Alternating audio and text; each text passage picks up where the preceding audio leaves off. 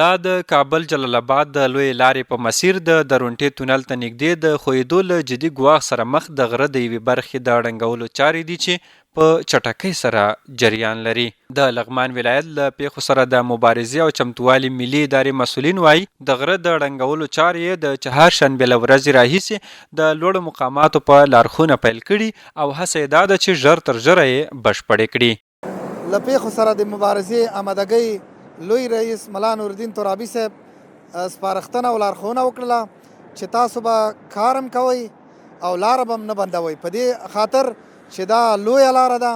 د خلکو ډیر مشکلات دي چې هغه مشکلات سره نور هم دوی لاس په ګریوان نشي. په همدغه اساس 1 ساعت کار کوو، 1 ساعت متوقف لاره بندو او دواړه کارونه انشاءالله جریان لري. په ورته وخت کې د یاد لوی لارې موټر چلوونکو د لنډمهالې لاربندۍ له کبله د ځنډېدو پر مهال وویل چې د یاد غره ړنګول ډېر اړین و او هیله یې وښوده چې یادې چارې ژر تر ژره ترسره شي. دا ښه خبره ده وروره چې موږ دغه لار باندې ځو راځو، موږ ته تکلیف نه وي او بل غر راښویږي، موټر تېرېږي را تېرېږي، دا عمومي لاره ده، خلک زوبلېږي.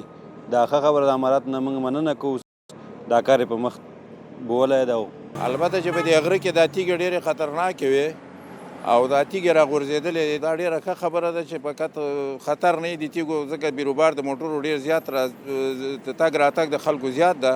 چې خلک په عذاب نشي. د یادونې وړ ده چې څو ورځې وړاندې د غره له یادې برخې څخه تیږه راوښویېده چې په پایله کې د پیښو پر وړاندې د مبارزه لوی رئیس یادې سیمې ته سفر وکړ او د لغمان او ننګرهار ولایتي مسؤلینو ته یې سپارښتنه وکړه چې د غره دغه برخه ړنګه کړي.